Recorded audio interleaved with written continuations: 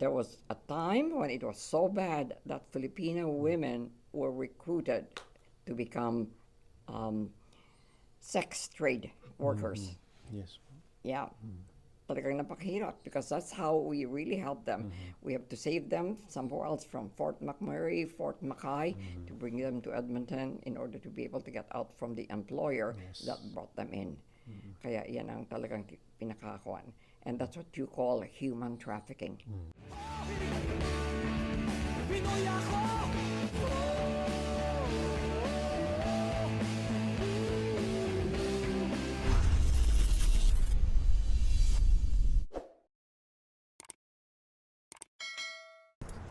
Okay, nandito na tayo sa Macaulay School at meron kaming kakatagpuin dito.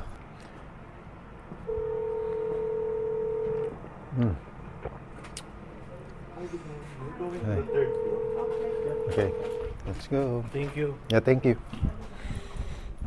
Ay, magre-register ba rito? Visitor staff. Login. Yan. Okay.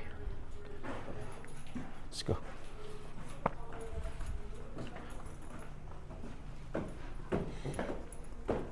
So ito yung isa sa pinakamakatandang school sa Edmonton.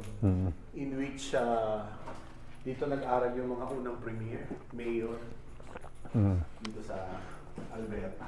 Oh, yung ganda. May mga ano sila dito. Kaya walang elevator. Dito ka pupunta. Yeah. Old school. Ayan ang taas ng aming nilakad. Ayos. Magandang umaga po, Nanay. Nanay Josephine. Dr. Josephine Pollard. Okay, so nandito po tayo sa Macaulay School. Okay. O yes. balita ko po, ito daw ang kauna-unang school Yeah, sa this is Alberta. the first school in Edmonton. Ito ang unang school sa Edmonton. At kayo po yung pinakaunang Yeah. Yeah. Filipino teacher Yeah. dito. Gano'n na po kayo katagal dito? Hindi lang ako lang ang pinakauna, pero okay. I was with a group of the first teachers okay, dito first sa, teachers, sa yeah. Edmonton. Kasi panay yung mga kasama ko noon or all retired na, opo. and they're all on their own. Pero I am the only one that continued to be very active hanggang ngayon. Nung Kahit- dumating po kayo dito, immigrant kayo? I mean, landed immigrant? We were already economic immigrants when we okay came in. Yeah. And that Economic was immigrants sa Anong kami. year po yun? 1967. 1967. And Yeah. then, diretso po ang occupation nyo dito? Straight from the Philippines to here, diretso kami kagad. At that time, kailangan nila ang mga teachers. So, immediately, nung dumating kami rito, they made us go right away teaching at the same time with a contract that we have to continue upgrading ourselves, meaning we have to do 2 more years of university education to be able to get our bachelor's degree with the University of Alberta. So lahat kami with the teachers that were with me at that time, yun ang kinuha namin because that was part of the contract. Pero they were so good na while going to the university, we were already teaching. Kaya night classes at saka weekend classes ang mga classes namin.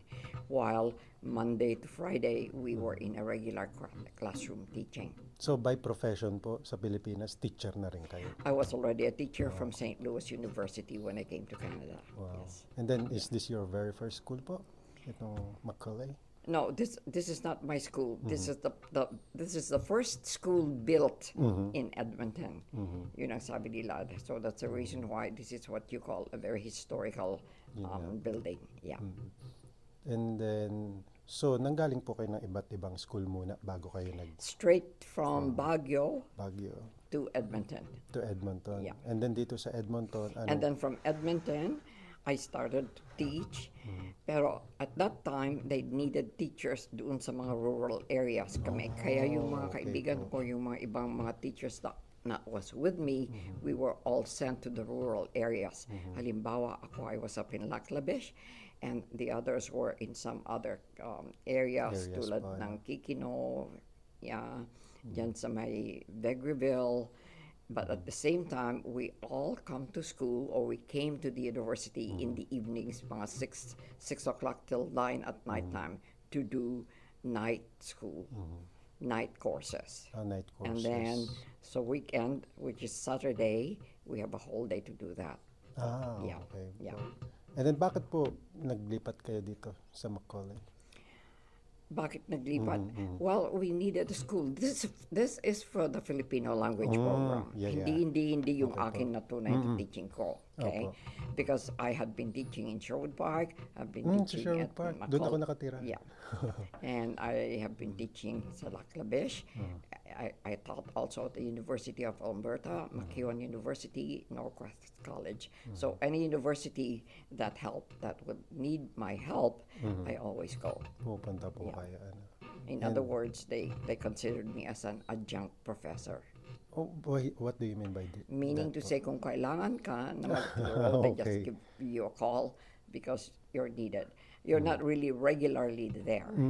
Okay? Kasi halimbawa, methods of teaching a heritage language, maybe mga once in a while lang na kailangan ng university yan. So they will call me or McEwan. Or kailangan nila ako sa Northwest for ESL teaching. That's when they call me. Yeah. Okay. Yeah. And ang tinuturo niyo po dito sa Bacolod Ang tinuturo ko ngayon dito sa Macaulay School is with Changing Together. And we are teaching English as a second language to immigrants, mga refugees, mga ganyan. Yeah. At the same time, I'm also helping ang mga Pilipino natin, mga kababayan, that are really having problems getting the regulatory test kasi mababa ang kanilang Kanilang English proficiency. So you have to put up your IELTS. Yes, That's the exactly. International English Language Testing System. You have to be at least level 7 Yes and po. 8 in order to be able to go to your regulatory test. Pag hindi mo yan napasa, So then may IELTS po kayo dito? I na- teach. Oh, I okay. teach the IELTS. Yeah. Yeah. Paano po pag may interesadong halimbawa gusto nilang mag-IELTS, bago sila mag-IELTS, pinaprepare niyo po sila? No, hindi lang lahat nakakapunta dito because I'm the only one that's teaching yes, it. yes. Among all the Filipino teachers, I'm the only one teaching. And I'm doing it voluntarily. Voluntary. Okay, it's volunteer. No, walang fee. I only help those that really need, really badly. Halimbawa, yung mga lawyers natin, Yes. yung mga doctors natin na kailangan sila rito, but they have to pass their regulatory test. Kaya pag sasabihin, Lola Josie, Tita Josie, please help me. So, very intensive ang pagturo ko ng IELTS sa kanila in preparation for the test. Yeah. So, ganun pala. So, paano po nila kayo kinokontak? Nire-refer kayo? They come to know me. I don't know. I don't advertise myself. known. Pero they come. Yeah. Kasi napansin ko po, marami po kayo ditong sabi nyo nga. So, ito po mga write-ups sa inyo. Yeah. Newspapers, mga journal, kung ano-ano. Yung mga yan. They're all the write-ups. Those are all the things that I have.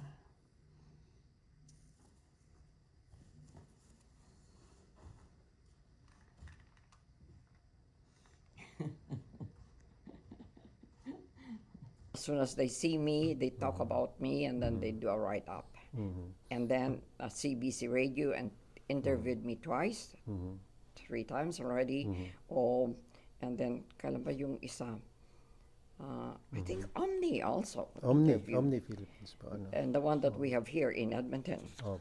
So we already had all those things too. Para at least you can really see na pag kailangan nila ang mga information regarding educational programs ng mga Filipino, they approach me. So CBC Radio will approach me ganyan. Last year I was again interviewed by CBC Radio. Yeah. Yes, very interesting po ano kasi maraming nagre-reach out sa inyo, mga news agencies na known. Yes. And how do they come to know you po? What do you mean? How do they come to know me? Yeah. I don't know. I don't know. Either the organizations that I'm collaborating with, say for instance the Catholic Social Services. Yes po. Okay, that's a number one. And then we have different types of organizations here. Yung mga trafficking, halimbawa yung CIS, and I can even remember kung ano yung, panay mga acronyms yung mga yan eh. Apo. Okay, ASA, mga ganyan. Lahat kami, we are all very collaborative. Changing Together is the only women's organization in Edmonton, okay, that we founded. Kaya lahat ng mga women, they come here because we do not deal with men. We send them to either the Mennonite Center, dyan sa Macaulay, not Macaulay, dyan sa 118th Avenue, dyan ang Mennonite Center. And then downstairs, multicultural health brokers, lahat-lahat yung mga iba-ibang nationalities. But for Changing Together, talagang women lahat. Okay. Pero pag tayong mga Pilipino, it's under the Saranay. We are called the Filipino-Canadian Saranay Association of Alberta. And we are really the ones helping, not just culturally, but also educationally at the same time, helping them socially as well. So, meaning to say, marami po kayong mga organizations that you are involved in. That's right, At the yes. same time, mga volunteer works na ginagawa Exactly, ninyo. yes. So, siguro, through those organizations and mga volunteer works na ginagawa nyo, dun kayo mas They come nakilala. to know me. Ano yes, ba they, come yun? they will say, "Oh, Dr. Josephine, she's really helping and she's really good and that." And then before you know, some people are already coming up, registering and doing all the work. Yeah. Kasi yung sinasabi nga nila, teaching is a profession kasi talaga eh. And Di it's ba? never an ending profession. Exactly. And something that is very It's a fulfilling. lifetime. It's a lifetime profession. Ganun nga You don't po. stop. You don't stop. Ayun po. Tapos dito po may mga certificate of appreciation po kayo dito like Yeah. coming Appreciation ako from ng international. international. Tapos, yan, Opo. Ito yung mga that's the whole international. international languages, mga Opo. ganyan. Ito So, naman everything. dito sa Edmonton. Ano po? Yes. Philippine International Center. At the same time, meron po kayong mga awards dito, mga medals na Well, those natanggap. awards are really something because hindi lang basta nagbibigay ng mga ganyan. Oo nga po. So, this is your achievement po. Lahat That's my ito. achievement. Ano po? I do things without any idea of being given an award. Ayun nga po. That's the Doing point. something We without do something without any intention of getting an award. Yun That's nga why all of a sudden, after helping somebody else na human traffic na Pilipina, halimbawa, okay? What does that mean? There was a time when it was so bad that Filipino women were recruited to become sex trade workers. yes. Yeah. Talagang napakahirap because that's how we really help them. We have to save them somewhere else from Fort McMurray, Fort Mackay, to bring them to Edmonton in order to be able to get out from the employer that brought them in. Kaya yan ang talagang pinakakuan. And that's what you call human trafficking. Kasi sila, they really had been used to do some labor that was not the one that they signed. They thought they would be nannies. Yung pala, they will be sex trade workers. Yun ang pinamakahirap na nangyari dito. But now that everyone is aware of that, nawawala na yan because everyone is so aware that there are many employers that really make use or take advantage of the vulnerability of these women. Kaya yun ang mga ginagawa namin. So, yan. Pag nangyari yan, we don't get any penny at all. Anything. Ano po? No penny. It's a matter of helping. Helping talaga. Because that's the way you give back to what the country has given you. The good things that you're receiving in life, you don't need money as a reward. You have to do good work in order to be able to give it back to the people. Parang yung reward po, dumarating na lang yan. Ano, sabi nyo nga po, without even expecting it. That's right. Di ba? And that's the reason why I got all these Queen Elizabeth II's Jubilee, the Golden Jubilee and the Platinum Awards, okay? And that's international. Hindi lang dito. That's coming from England, okay? Tapos yung Senator's Award. And then the Governor General's Award, again, it's another international. But you have to do something that's not done commonly by anyone. It has to be something extraordinary. yes, exactly. Na it does not just happen every day. Yun ang mga reasons why. And doing it doesn't mean you're really prepared for it. It just happened that you really have to do it without any notice. Kaya diyan ka na-notice ng mga tao. So nakikita ko po, dapat you have to do it, yung isang bagay na ginagawa mo, nanggagaling talaga sa That's right. kalooban mo, sa puso mo. Exactly. Kasi kung hindi nyo gusto yung ginagawa nyo, wala sa puso yung ginagawa Oh, nyo, yeah. hindi nyo magagawa It's not to, worth it. basta-basta. It's not worth it. Yeah. Opo. Yeah. Kaya yun nga ang sabi nila, talagang kaya naman pala nakakalakad ka pa at Oo your age. nga eh. Sabi ko, well, that's my exercise. Opo. I have exercise of the brain at the same time, exercise of the legs. That's why when you came in, ini-interview ako ng aking Opo, doktor. Kaya sabi niya, my God, Josephine, you're 84 years old, you're still walking, nothing at all. At hindi po biro yung nilalakad nyo. Kasi Oh, yeah. nilakad namin from sa ibaba hanggang dito. Ang taas po. Ayan o, ang taas ng aming nilakad. Ang taas nung ano. I Tapos know. walang elevator talaga I know. dito because this is an old Yeah, school. this is Diba? a historical building. Historical heritage. Yeah, nga, it's a sabi niyo po. heritage building. Yeah. Kaya they don't want it to be renovated or they don't want to touch the structure at all. Yeah. Tatlong palapag na bawat palapag ang tataas pa. Yeah. Hindi lang yung okay, isang palapag dito Yeah, na. yeah, hindi, tatlo na ang tataas. Yeah. Ayun. So that's one thing. So if you don't mind po, ano na po age ninyo po? I'm 84 years old. So considering 84, ano, tapos lalakarin yung ganung kataas. Wala pa akong sungkod. Oo, wala pang tungkod. Kaya makikita mo malakas talaga, iba talaga rin yung nagagawa nung ano, yung paglalakad din. Ano po. At saka Wala yun, pang yung sungkod. isa pa doon, you have a happy heart. Ano po? Well, Which is very I important. think it's how you accept life. Yun talaga ang kailangan natin. If you only need a reward for every work that you do, then don't do it. Because I have always followed Mother Teresa of Calcutta. Since I was a little girl, sabi niya, I do not do great things. I only do small things with great love Ayun po. and joy.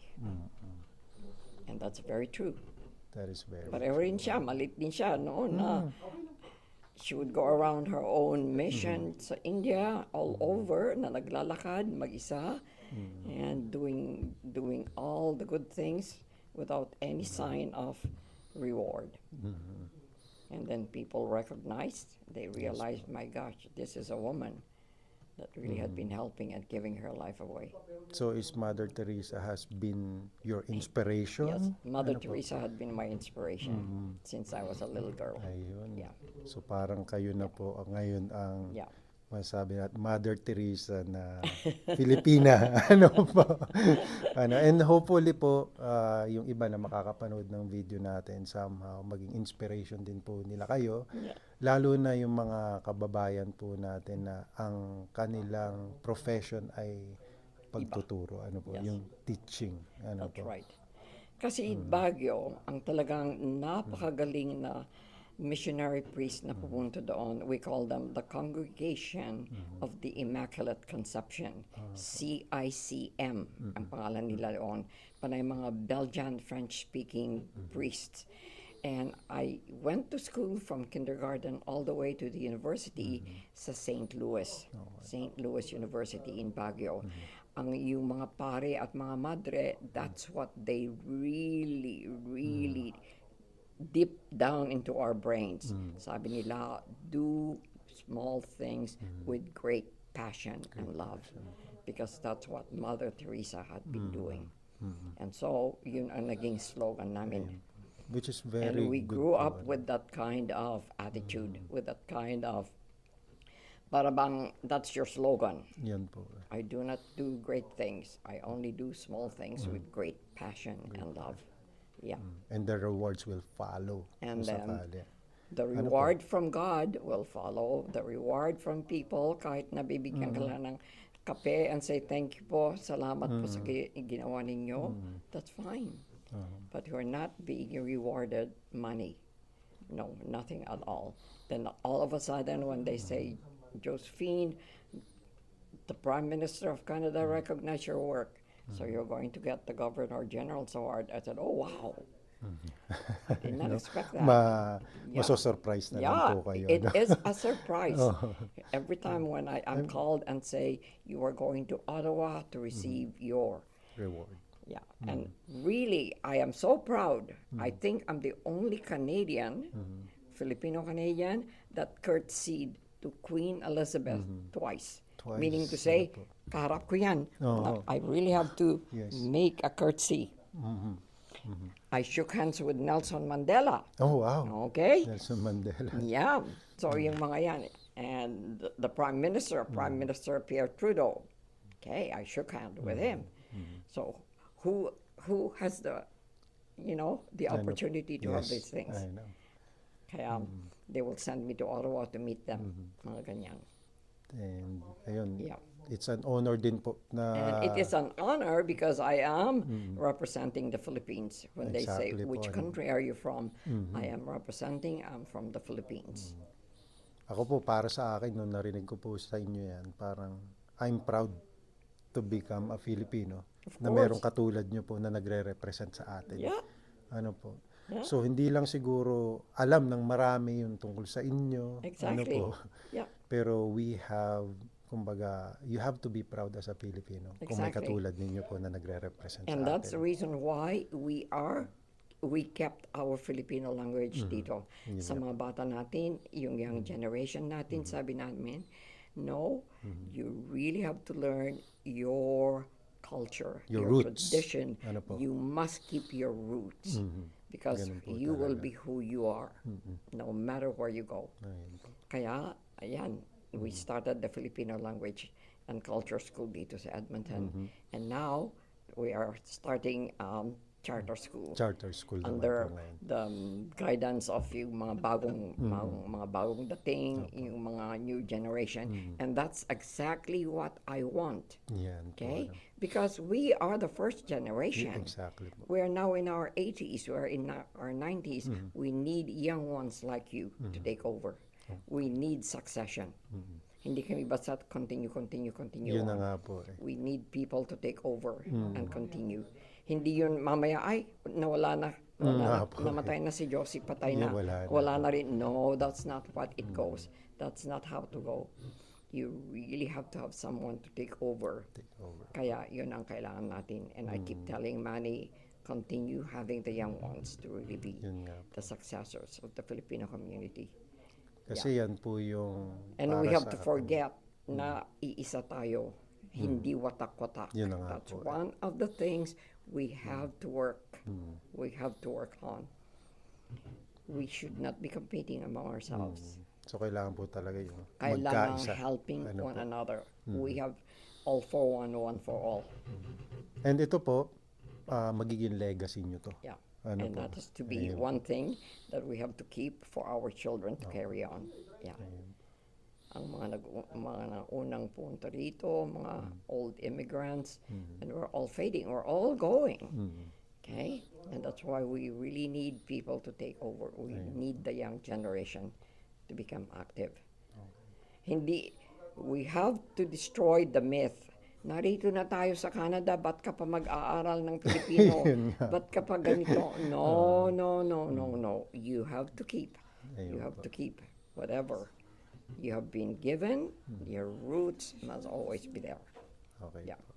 Sige po, marami po salamat. Okay, walang anuman Nanay anak. Josephine. Okay, Ano po? take Thank you po care. sa mga inspiring words of wisdom and sa pag-share ng inyong konting kasaysayan. Ano po.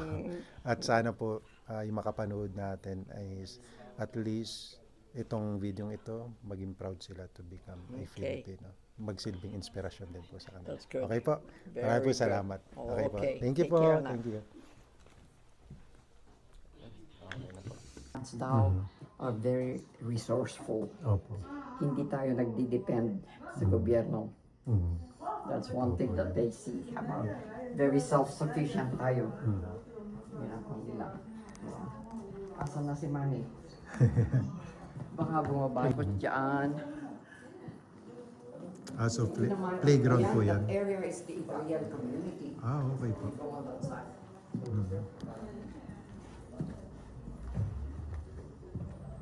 Yan ang sinasabi nila, Italian community. Diyan. And then on this side is the Ukrainian community. Yung dalawang chapel na yan, yung dalawang cathedrals, kanila yan. Yeah. If you look from here. Yun po, no? Yeah, mga Ukrainian Uh-huh. and Chinese. Mga yan. Italian dito. Ito rin ang first area nila na they came to settle when they came to Canada. So lahat yung mga nariyan pa rin mga Italiano. Okay po. Yan ang nila naman.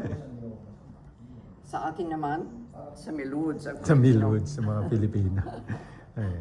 Yun ang gustong puntahan doon. Lahat ang mga bahay na malalaki. Opo. It's really good. Yeah. Yung mga prime minister na nakamay. Sinabi niya, yung mga nakamayan niya. Okay. Sila, So, ito, gusto mong una. okay na yan. Nakuhaan ko na. Diretso na kami sa buffet ni Boss Manny. Kakatapos lang natin ng interview kay Nanay Josephine. Talagang very inspiring ang kanyang talambuhay, ang kanyang pinagdaanan, ang kanyang misyon sa buhay, na marami siyang natutulungan. And sabi nga niya, it's more on parang you're not expecting for a reward if you are doing something good. Kasi yung reward, dumarating yan eh. Okay? Pero ang very important dyan ay nanggagaling sa puso mo yung iyong mga ginagawa. Ano man yung ginagawa mo sa buhay, whether tumutulong ka sa mga kapwa natin, meron kang mission in life, or kahit nagtatrabaho ka, dapat lahat ng ginagawa mo sa buhay mo ay nanggagaling sa puso. Kasi kung hindi ka masaya sa ginagawa mo, walang mangyayari.